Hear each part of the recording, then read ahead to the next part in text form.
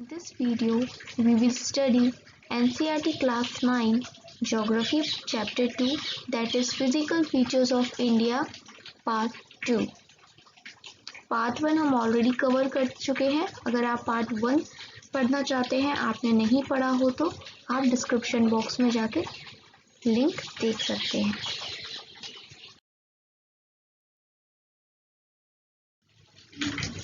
तो इस वीडियो में हम पढ़ने वाले हैं theory of plate tectonic, Gondwana land, origin of Himalayas. तो देर किस बात की, आइए स्टार्ट करते हैं. तो थ्योरी ऑफ प्लेट टेक्टोनिक को समझने से पहले हमें प्लेट टेक्टोनिक के बारे में पता होना चाहिए. इस चीज को समझ लेते हैं. ये प्लेट क्या है? Plate is a part of lithosphere. तो क्या आपको ये पता है कि लिथोस्फीयर क्या है? आपने प्रीवियस क्लासेस में ये ऑलरेडी पढ़ चुका है. डायग्राम में देखते हैं. जैसे अर्थ की ये 3 लेयर है, crust, then mantle, then core. Crust सबसे ऊपर का पार्ट होता है और ये सॉलिड होता है. ठीक है, इस पार्ट को ही, ये क्रस्ट को और मेंटल के अपर पार्ट को, जो मेंटल का अपर पार्ट है उसको मिला के हमारा लिथोस्फीयर बनता है, जो कि सॉलिड होता है. अगर हम उसकी स्टेट देखें तो वो सॉलिड होता है. ठीक है, लिथोस्फीयर क्लियर हो गया. तो ये जो प्लेट है ना, प्लेट भी एक पार्ट है, एक टुकड़ा है. किसका? लिथोस्फीयर का. अब हम ये पढ़ेंगे कि ये टुकड़े हुए कैसे होंगे. इन सब चीजों के बारे में आगे हम डिस्कस करेंगे, तो बने रहिएगा. चलिए डायग्राम की मदद से और ज़्यादा अच्छे से समझ लेते हैं. अभी मैंने आपको बताया था कि जो लिथोस्फीयर है ना, वो सॉलिड क्रस्ट होता है. लेकिन आप ये कहेंगे कि अगर वो सॉलिड क्रस्ट होता है तो ओशियन में तो ये होगा ही नहीं, क्योंकि जो ओशियंस हैं वो लिक्विड होते हैं.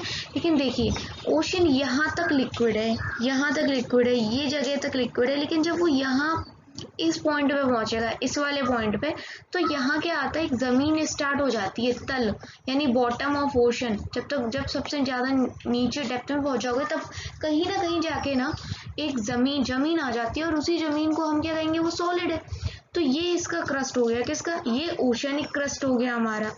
और जो यहाँ पर जमीन यानी लैंड पे हमारा क्रस्ट है, उसे हम कॉन्टिनेंटल क्रस्ट कहते हैं, क्योंकि वो कॉन्टिनेंट पे है.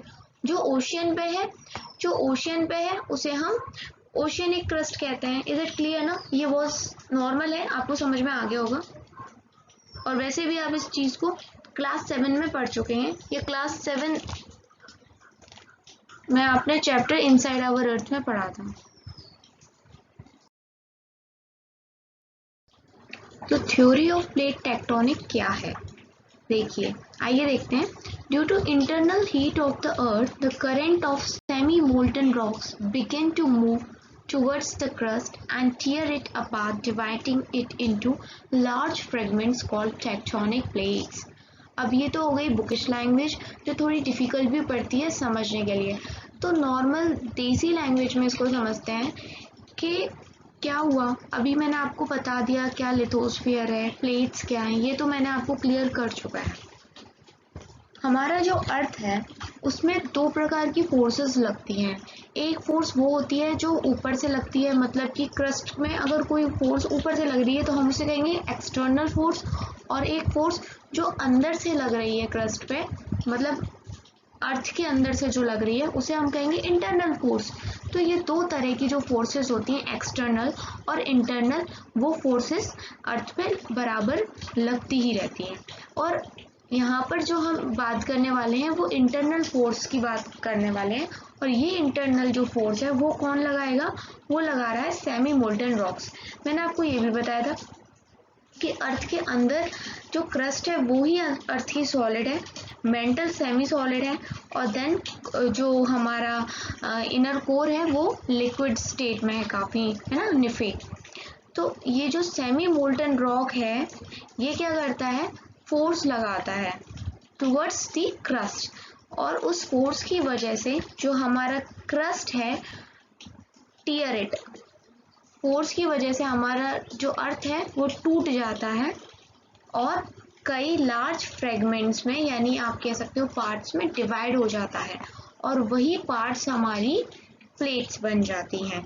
मैंने आपको बताया था ना, लिथोस्फीयर है, जो लिथोस्फीयर का ही पार्ट तो है प्लेट, तो ये लिथोस्फीयर को टुकड़ों में, फ्रेगमेंट्स में डिवाइड कर देता है और इन्हीं फ्रेगमेंट्स को हम कहते हैं टेक्टोनिक प्लेट्स। और हमें 7 मेजर टेक्टोनिक प्लेट्स के बारे में पढ़ना है। वैसे तो प्लेट्स और भी हैं, माइक्रो हैं, स्मॉल प्लेट्स हैं, लेकिन जो हमें पढ़नी है वो है 7 मेजर प्लेट्स। तो वो कौन कौन सी हैं 7 major plates? South America, North America, Pacific, Indo Australian, Eurasian, African and ये दिख नहीं रहा है, ये एंटार्क्टिका प्लेट है। अब ये जो लिखा है ना, बाकी तो चलो आप समझ ही गए होंगे, ये यूरेशियन है, यूरोप प्लस एशिया का पार्ट, ठीक है, यूरेशियन प्लेट। ये जो इंडो ऑस्ट्रेलियन है, इसमें 2 प्लेट है, एक इंडिया की प्लेट है और एक ऑस्ट्रेलिया की प्लेट है। इज इट क्लियर ना? बहुत ही सिंपल लैंग्वेज में मैंने आपको बताया है। ये 7 प्लेट्स ही आपको याद करनी है क्लास 9 के हिसाब से, इतना ही आपको पढ़ना है। चलिए अब प्लेट्स के बारे में देख लेते हैं। तो these tectonic plates are always in the process of moving in one direction or other। देखिए, ये जो टेक्टोनिक प्लेट्स हैं ना, ये हमेशा इस प्रोसेस में रहती हैं कि ये मूव करती रहती हैं, चाहे ये एक डायरेक्शन में करें या किसी और डायरेक्शन में करें, लेकिन ये क्या करती हैं, कंटिन्यूस मूव करती रहती हैं। अब हम पढ़ेंगे टाइप्स ऑफ प्लेट्स, जो कि हमारा टॉपिक है स्लाइड का। तो ये होती हैं 3 टाइप्स की, डाइवर्जिंग, कन्वर्जिंग एंड ट्रांसफॉर्म। तो जो डाइवर्जिंग प्लेट्स होती हैं, these plates move away from each other, ये एक दूसरे से अपोजिट जाती हैं, दूर जाती हैं। लाइक ऐसे समझ लीजिए कि एक प्लेट जा रही है नॉर्थ में तो दूसरी जा रही है साउथ में, मतलब ये अलग अलग जा रही हैं। फिर सेकंड होती है converging plate, these plate move towards each other, ये टुवर्ड्स ईच अदर मतलब एक दूसरे की तरफ आ रही होती हैं। मतलब कोई नॉर्थ से साउथ आ रहा है, कोई साउथ से नॉर्थ जा रहा है, इसका मतलब यही तो है कि वो एक दूसरे के पास आ रहे हैं। तो ये कन्वर्जिंग प्लेट्स होती हैं जो एक दूसरे के टुवर्ड्स ईच अदर मूव करती हैं। Now transform plate, transform plate में क्या होता है कि एक प्लेट दूसरी प्लेट के अंडर स्लाइड कर जाती है, तो ये हमारा होता है ट्रांसफॉर्म प्लेट। इनको डायग्राम से देखते हैं तो और ज़्यादा क्लियर हो जाएगा। ये देखिए, एरो से आपको क्या पता पड़ रहा है, एक इस डायरेक्शन में जा रही है तो एक उसके अपोजिट डायरेक्शन में जा रही है, तो ये हो गया हमारा टाइप 1 डाइवर्जिंग प्लेट। सेकंड देखिए, एरो, एरो से आपको क्या पता पड़ रहा है, आपस में जा रहे हैं, टुवर्ड्स ईच अदर है ना, एरो एक दूसरे से मिल रहे हैं। तो ये जो नीचे जा रहा है ना, इस चीज़ को मैं आपको बाद में समझाऊंगी, अभी आप बस ये देख लीजिए। ये हो गई हमारी कन्वर्जिंग। एंड लास्ट में ट्रांसफॉर्म प्लेट, ये 3D तो नहीं इसमें दिखा सकती हूँ मैं, 2D ही दिखा पाऊंगी, इसलिए ये एरो इस तरीके से जा रहे हैं, मतलब एक स्लाइड ऊपर कर गई और एक उसके नीचे स्लाइड कर गई है। इस तरीके से ये टाइप्स ऑफ हमारा प्लेट होता है, diverging, converging and transform.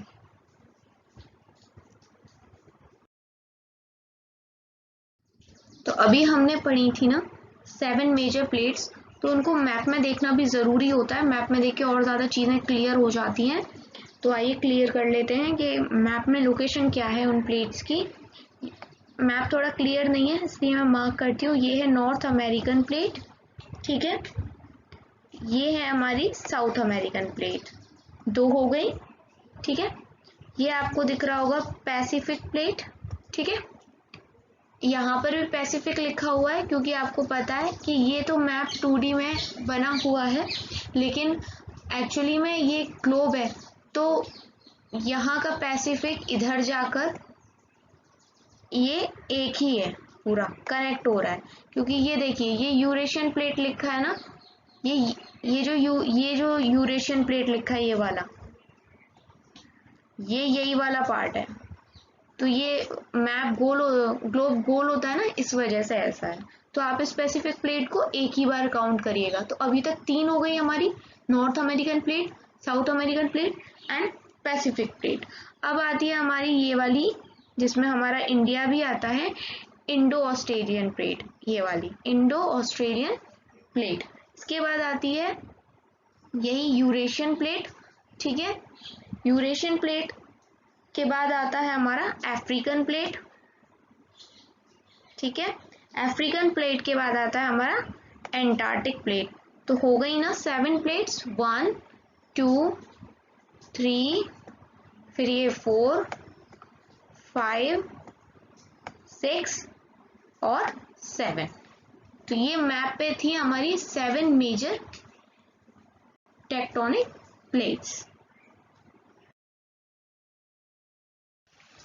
So now we will see about Gondwana land.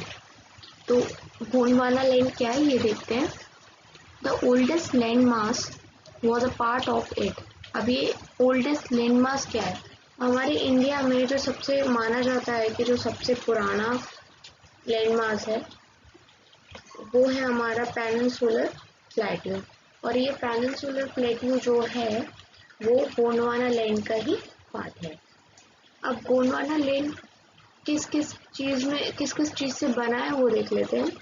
It includes India, Australia, south America, south Africa and Antarctica. जब हम इन सबको मिला देते हैं तो एक सिंगल लैंडमास बन जाता है, और उसी सिंगल लैंडमास को हमने क्या नाम दिया है, Gondwana land. Then the convectional current splits the crust into number of pieces, thus leading to the drifting of Indo-Australian plate from Gondwana towards north। अब देखिए, अभी आपने देखा ना कि जो गोंडवाना है उसके अंदर इंडिया भी है और ऑस्ट्रेलिया भी, और मैंने आपको बताया था जो 7 मेजर प्लेट हैं उनमें एक प्लेट है जिसका नाम है इंडो ऑस्ट्रेलियन प्लेट, मतलब इंडिया और ऑस्ट्रेलिया की प्लेट को मिला के नाम दे दिया है इंडो ऑस्ट्रेलियन प्लेट। तो ये जो इंडो ऑस्ट्रेलियन प्लेट है ये गोंडवाना का पार्ट है। और अब ये क्या है, कन्वेक्शनल करेंट्स की वजह से जब ये नंबर ऑफ पीसेस में टूट गया क्रस्ट हमारा, तो एक इनमें क्या है, मोशन भी है, ड्रिफ्टिंग। आपने पढ़ा होगा ना कहीं ड्रिफ्टिंग वेलोसिटी वगैरह, तो एक मोशन भी है। तो ये जो इंडो ऑस्ट्रेलियन प्लेट है ना ये नॉर्थ की तरफ जाने लगी। अब नॉर्थ में क्या है, नॉर्थ में ऑलरेडी मौजूद है यूरेशियन प्लेट, ठीक है। सपोज कीजिए यहाँ पर ये क्या है, ये हमारी यूरेशियन प्लेट है, और यहाँ पर पहले ये प्लेट यहाँ थी इस जगह पे, तो वो यहाँ से यहाँ आ रही है, ठीक है, इस तरफ मूव कर रही है। तो ये अपनी जगह पे है, और ये जब यहाँ से यहाँ आएगी तो टकराव तो होगा, यानी कि ये कोलाइड करेंगे, कॉलिजन होगा ही होगा इन दोनों में। जब एक प्लेट दूसरी प्लेट की तरफ आ रही है तो क्या होगा, इनमें कॉलिजन होगा। अब हम आगे देखेंगे कि इस कॉलिजन से, इस टकराव से क्या हुआ।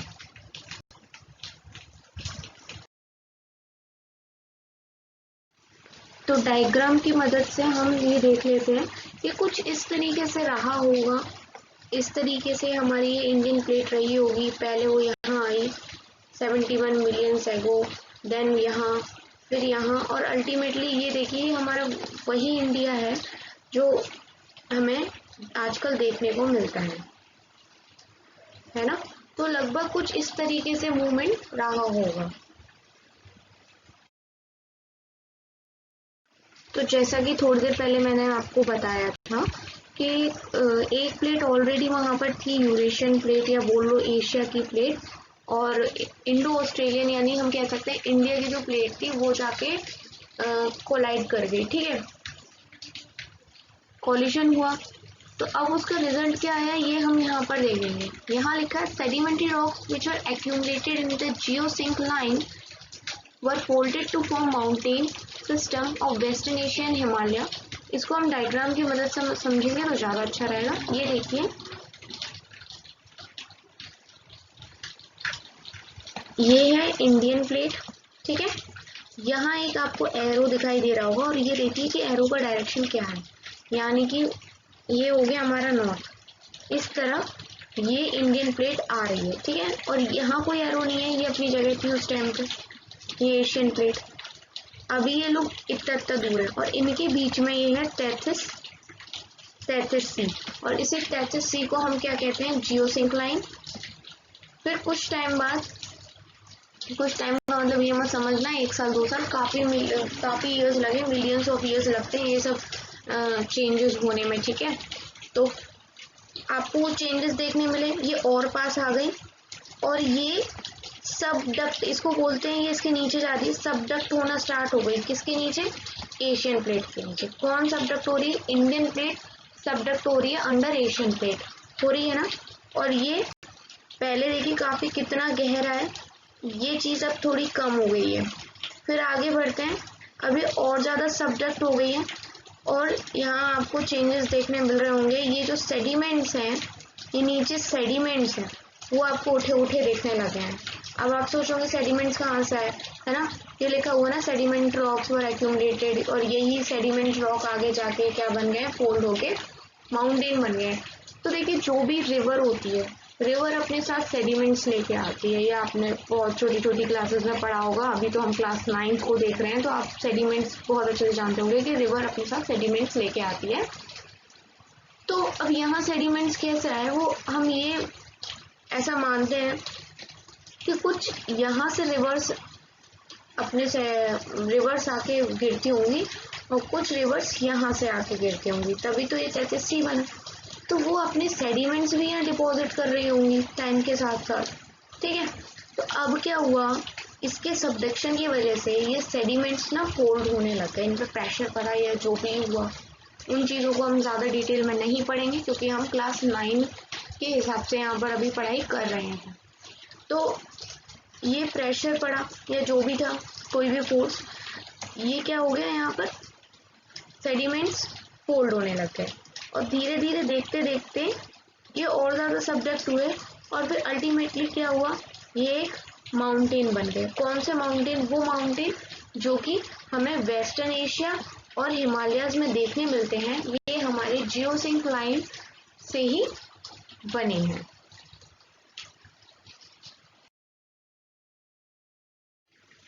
तो जो अभी मैंने आपको पिक्चर में समझाया वही मैं आपको यहाँ दोबारा रिपीट कर देती हूँ तो और अच्छे से समझ में आ जाएगा।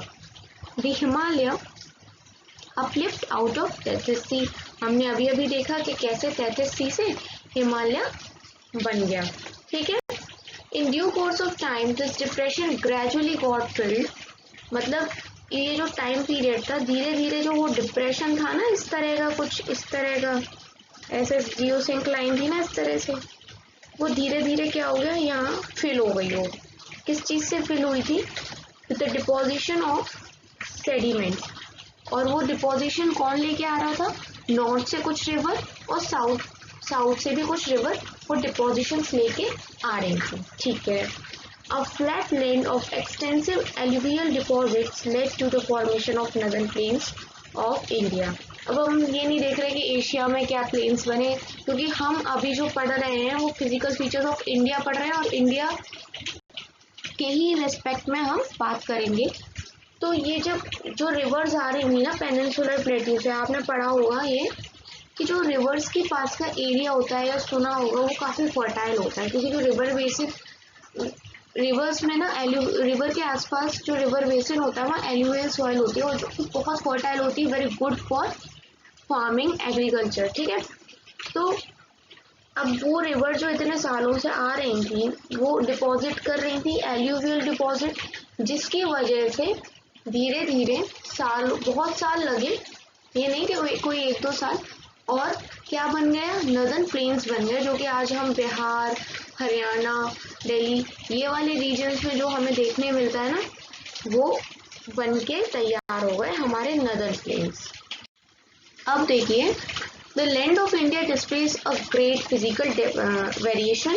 यहाँ ग्रेट की स्पेलिंग गलत है, ग्रेट की स्पेलिंग है यहाँ पर ई और आना चाहिए था, ठीक है, आप कर लीजिएगा। The land of India displays a great physical variation, ये तो आपने देख ही लिया ना, मैंने आपको जब इंट्रोडक्शन दिया था पार्ट 1 में, उसी में दिखाया था कि हमारे यहाँ क्या नहीं है, हमारे यहाँ माउंटेन्स हैं, प्लेन्स हैं, प्लेट्यूज हैं, डेजर्ट है ना, आइलैंड्स है, सब कुछ है हमारे इंडिया में, वेरिएशन बहुत है हमारे इंडिया में, ठीक है। दूसरी चीज़ है, the peninsular plateau constituents one of the ancient landmarks.